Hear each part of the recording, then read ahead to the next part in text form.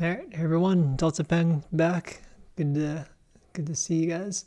All right, so it's actually a quick fix. It was just like, okay, it's complaining under the paragraph tag. It doesn't like other items like HR or header, div can't appear as a descendant of P. So quick and easy way is like, I usually don't like using paragraph tags. They're just, in my opinion, they're just kind of annoying. I'd rather just use div and the break tag. So save. Okay, get rid of these error messages. Let me try refreshing and see if they reappear. Okay, they didn't reappear. So now if I type in something, okay, now I can properly see the message that I was expecting. So mainly just that paragraph tag was the other errors were getting in the way. So I have something called check the event, right? That's the message I put. Check the event, and console log basically just spits text out or variable values back to you in the debug, so you can kind of check and see if everything is looking like how you expect. Okay, so handle change, even though I didn't pass handle change, even though I didn't pass anything into it, it still automatically comes with a special kind of object. And so I just said, okay, whatever that object is, I'm calling it event. And so what is it? So check the event, and here's what it is. It's an object, and here it breaks it down for me. Let's see, it's an object on change, and then what have we got here? There should be something called, like if you ask the internet, hey, React, how to get value of Textbox. How to get value of Textbox.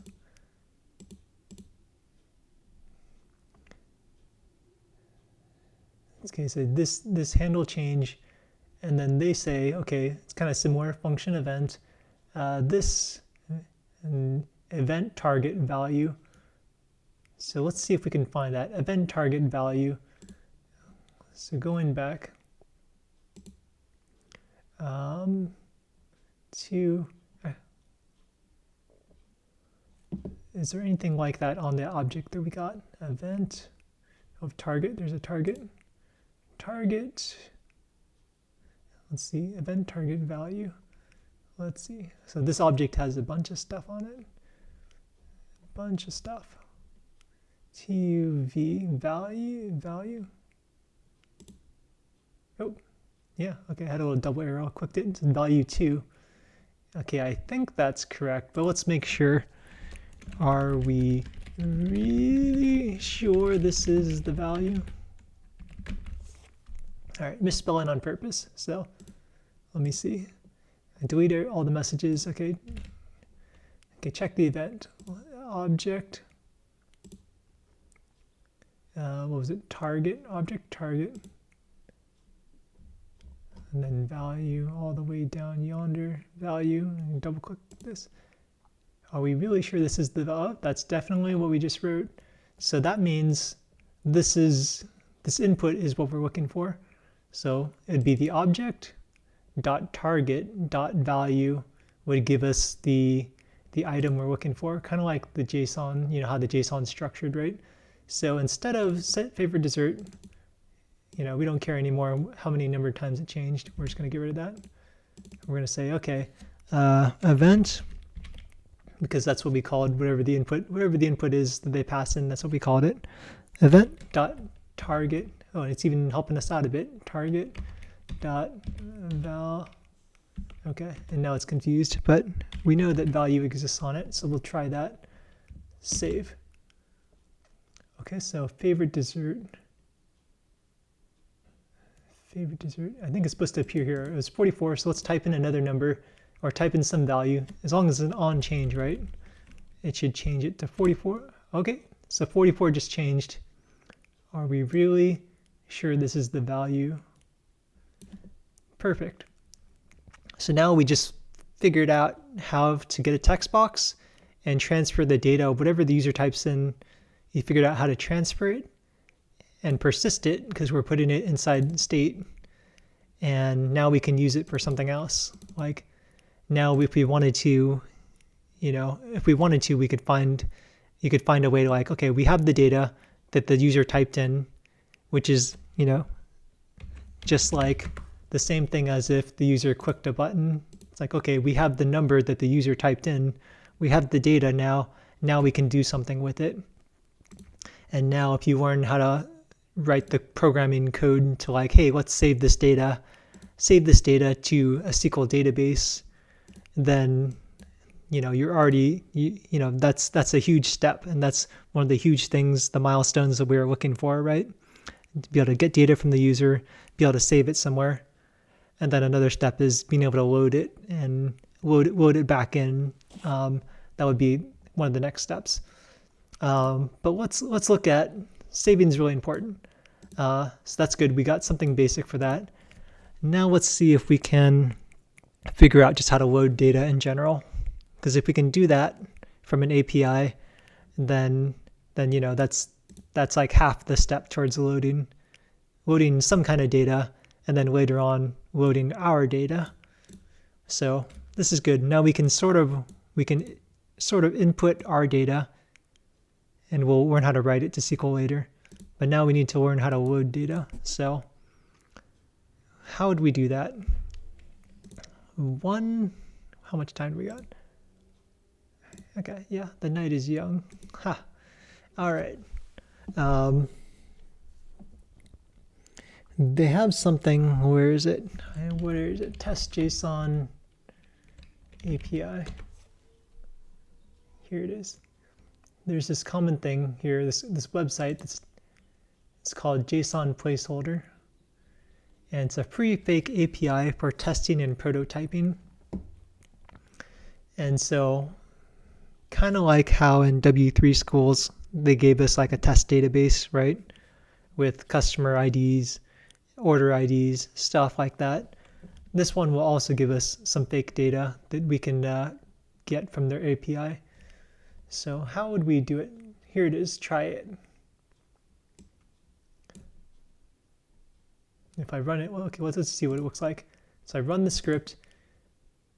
If I run this command, I should get this object back. User ID 1, ID 1. Here's the title of the to-do. It's like a to-do list. So the table he did is to-dos and completed false. Okay. This is JavaScript code. Let me take it and let me use it here somehow. All right.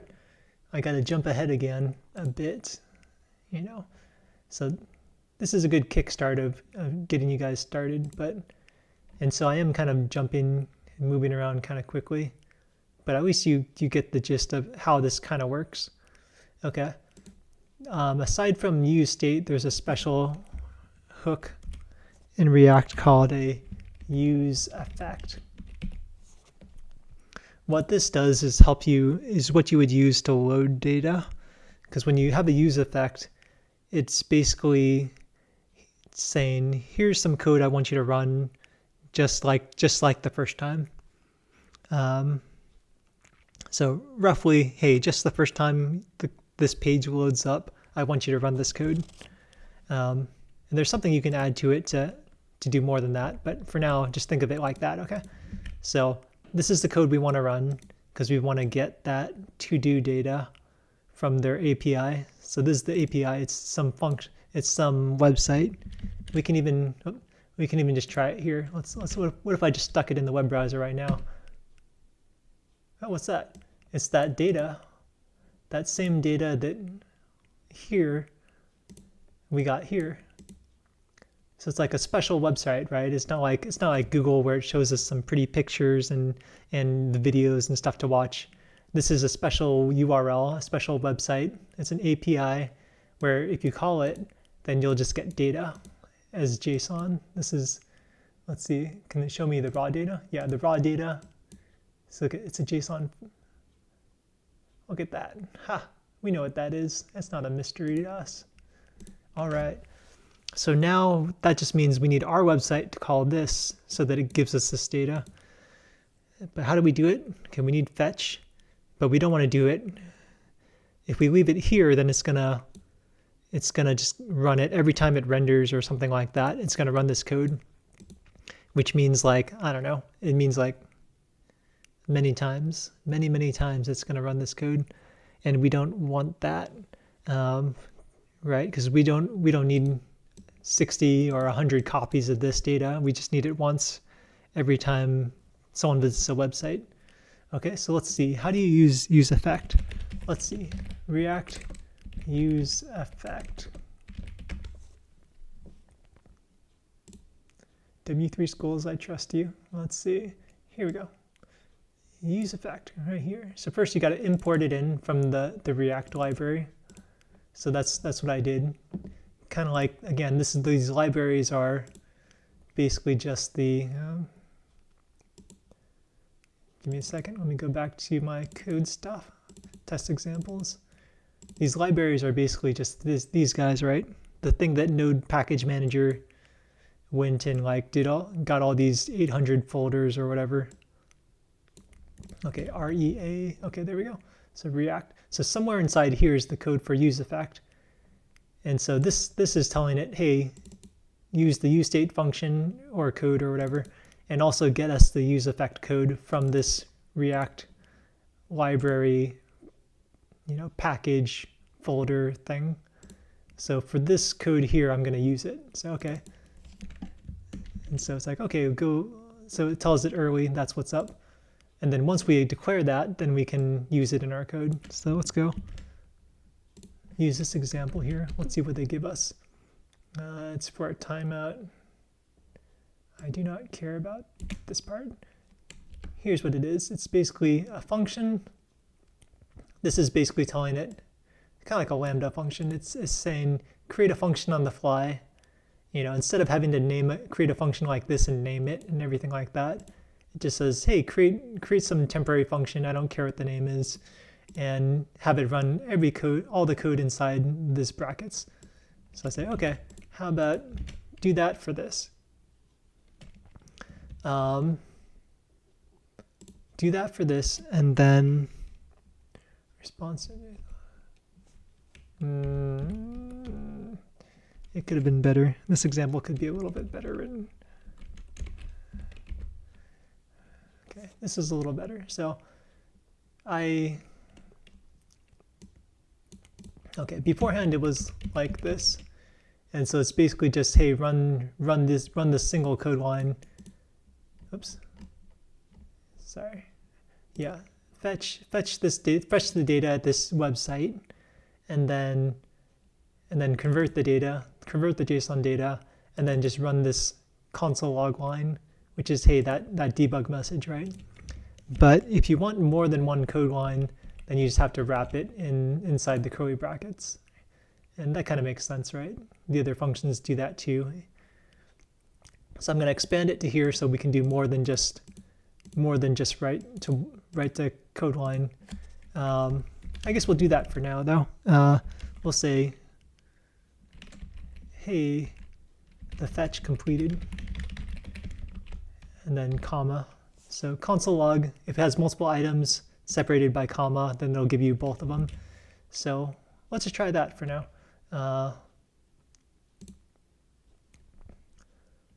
Okay, let's refresh everything.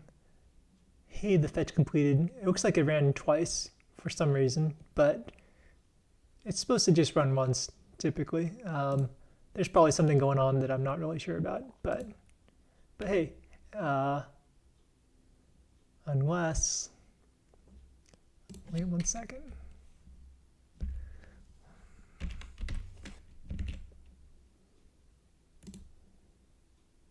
Okay, it's still twice. All right, well, that's a mystery. We can figure, as you get deeper into programming, you can find the answer and then you can tell me. How about that as a homework assignment? All right, so anyway, so it ran twice, but it ran enough, at least where we have the data now. It's supposed to be like the initial load data. All right, and did it work? Yeah, look at that. It's the Delectus, the ipsum, kind of gibberish message, ID1, user ID1. So that's the same data that we got, when we ran it directly.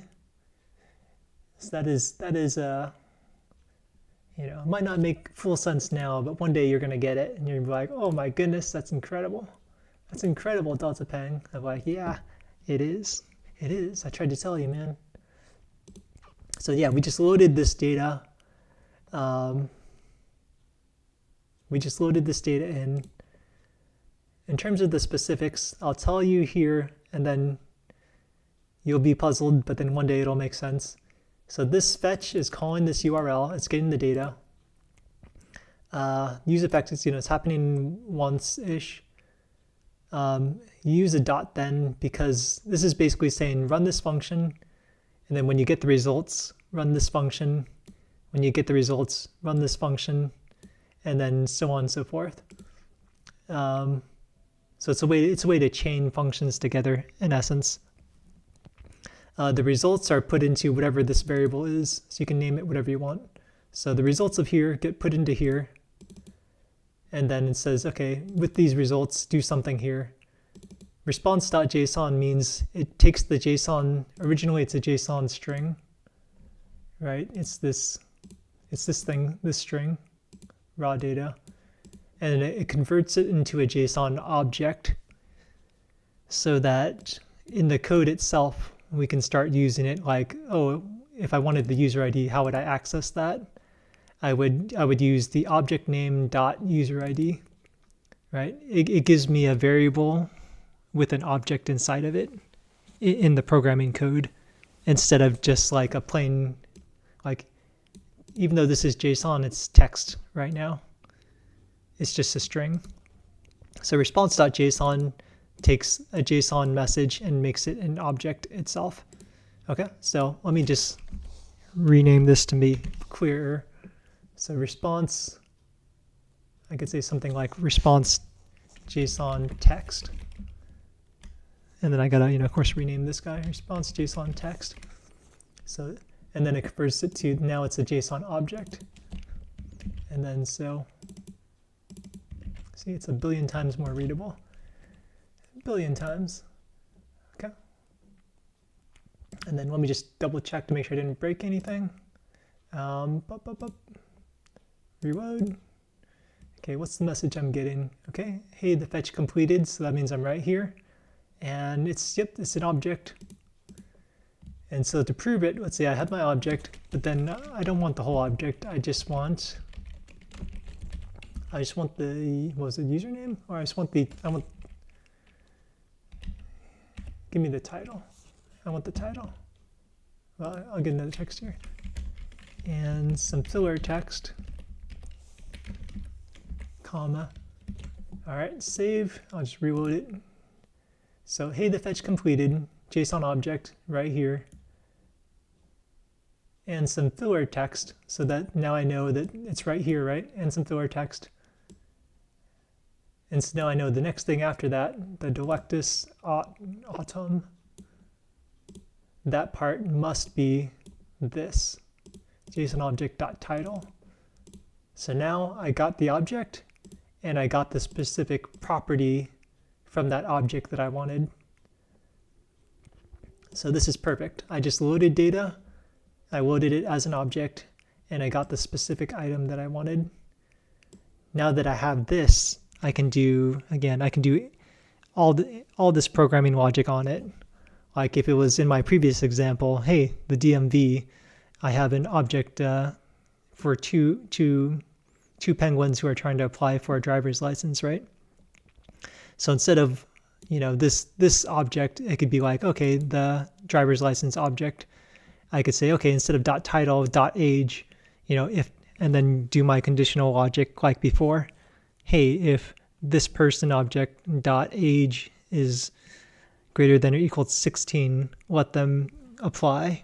Or if not, then, or if their .state is Alaska, then make an exception, or .species is a penguin, then make an exception, right? I can do all that now in my code because I just loaded it in as a JSON object. Okay? So that's a lot. When you get it, it'll blow your mind. It might take some time though, so you might have to sit on it and rewatch the video and, work your brain a bit about it, and just do some practice. But once you get it, these tools, now all you need is save into a database and then get in from your database, from your own API instead of someone else's. And you have the ability to create, more full-fledged website app type stuff like this. And then you can always go make it prettier if you'd like, but there's always the logic part of it and then the UI side of it. So, all right, so that'll keep you busy and keep you pondering. So thanks for joining in, and until next time.